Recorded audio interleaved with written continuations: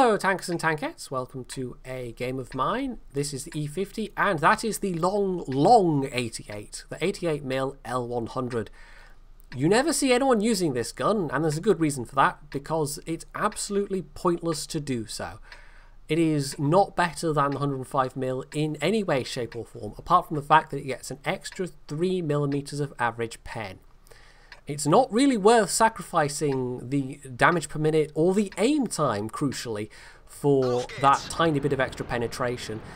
It's also a gun that you can only use on the E50, and it costs, I think, 40,000 XP to unlock it. So, for a gun that where it's not even the best gun, where it doesn't give you any advantage over the 105mm, that is a lot of XP to waste, and waste it I did, just purely for, you know, scientific reasons.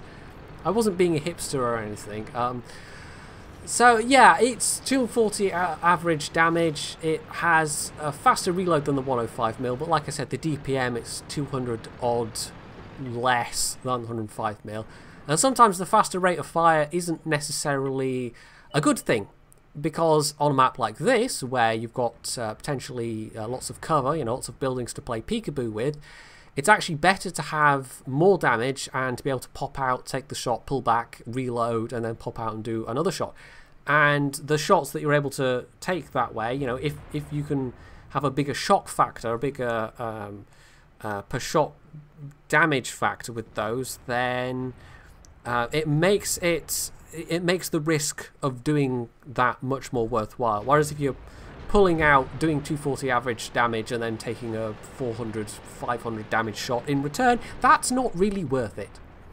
So I was hoping to get some shots up the 6 line maybe. I do have optics on this thing, and as you can see, Ensk is a small enough map that I can basically spot the entire map. But my first shot bounces. Second shot against the Lorraine 40T fortunately doesn't, and I managed to bounce his shot in return. And I do like the E50 for that it's not the most mobile medium tank, although it's still reasonably fast, but you've got also a pretty good amount of armour to work with. So looking at the minimap right now, Circle and Foch are struggling to get some sort of flanking damage. Most of our team, you can see there's a big knot of people on the 1-2 line that are just kind of sitting around doing not much, including our top tier heavy tank. And they're all being held up by an IS and a KV-13 apparently. Meanwhile, on the other side of the tracks, that's the enemy top tier heavy, the E75, pair of T-34s, a Chiri and a 1390. And it's quite difficult defending against that end, and they just steamed all the way down. They just pushed. They knew there wasn't much there and just pushed in really aggressively, and they're completely overrunning that T-34. The Black Prince isn't going to last that much longer, and otherwise it's just me and a T-44 defending against a bunch of heavy tanks. Now it's unfortunate that shot didn't connect. I managed to shoot a ladder or something there. I mean, it was destructible. It was a destructible object, but not one that you could fire through, clearly. Just dodged a shot there. But, yeah, fortunately, at least none of these are tanks I'm going to have difficulty penning, but I am going to be rather relying on my armour here. And this is the point where, like I was saying, being able to pop out, do the damage, pull back and reload is quite useful. And being able to do more damage with those shots where I'm pulling out, well, it would have been very nice at this point. But at least it means I don't have to wait too long between reloads in terms of resetting the cap. Now, that E75, I'm trying to keep the T-44 alive here. I'm going to take the shot from the E75 and angling a bit. It's probably not going to matter too much. But unfortunately, the T-44 is far back enough that even though I do take the shot from the E75, he dies to the enemy T-34. They're also very, very close to capping. Although on Ensk, why? I don't, like, with the team list the way it is, why would you try and cap? I don't know.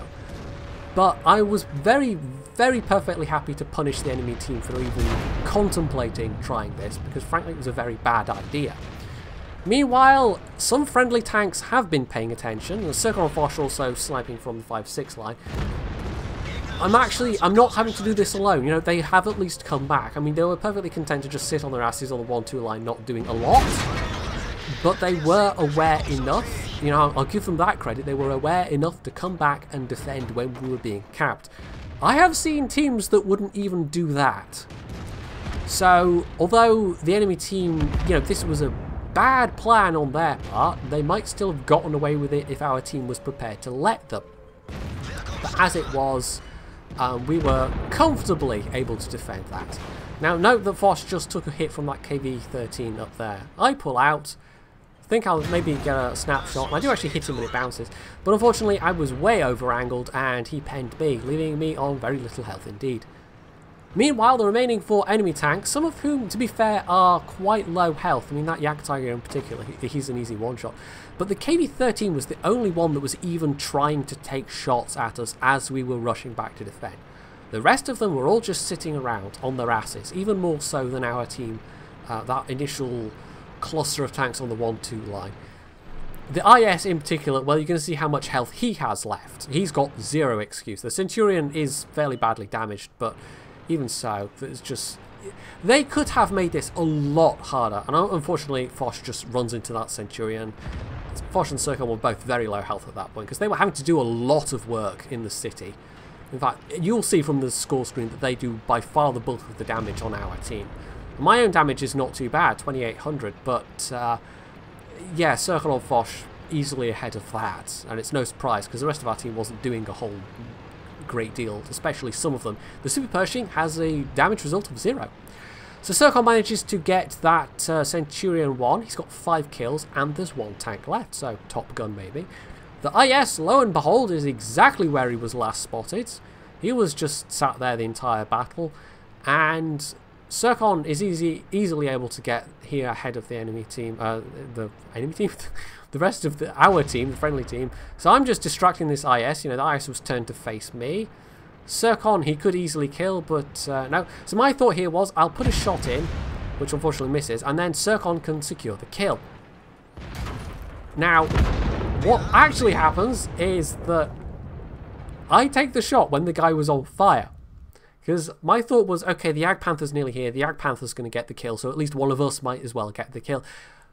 Only as I had just pulled the trigger, like I was scoped in, I couldn't see he was on fire, and then once I killed him and that flame symbol popped up, well, he was about to burn out.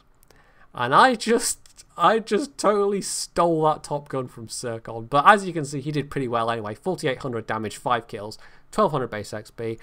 phj second place with 3,900 damage, and then me in third place with 2,900 damage. The rest of our team was not very impressive. I mean, the ST1 did, okay, 1,900 damage, not awful. Super Pershing did 0 damage. I mean, there were some okay results on our team, but, you know, a big shout out to the enemy team for trying something so stupid. The only way they would have gotten away with that would be if our team had been dumb enough to let it happen.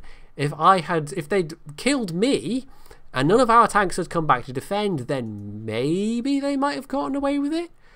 But as you can see from the scores on the enemy team, none of them did especially well, apart from the E75, who really mopped up. Like, he got a lot of the damage of those tanks that they were facing. 3,200 damage, you know, he actually did more than I did. But apart from that, you know, there was one of the T-34s, and both those T-34s, by the way, they were quite funny because they got quite butthurt, blaming RNG for the loss when they were both there. They were both trying to cap. It was not RNG that lost you that game. No. I mean, if they'd pushed round, if they overwhelmed us, you know, if they'd killed me and the T-44, that would have been less fire support when the other tanks turned up. They maybe could have picked off the Tier 7s and then focused their attention on the ST1. You know, this is all hypothetical, but potentially they could have done a lot better than they did.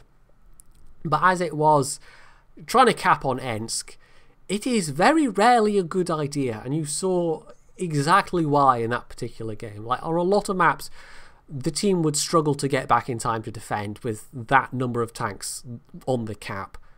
But on Ensk, no, it's such a small map that it is, frankly, a stupid idea most of the time. So, there you go. The enemy team really gave that one away. They could have made that more difficult. We were on the back foot for part of it, because a lot of our team in the city, you know, Circon and phj were doing the lion's share of the work there.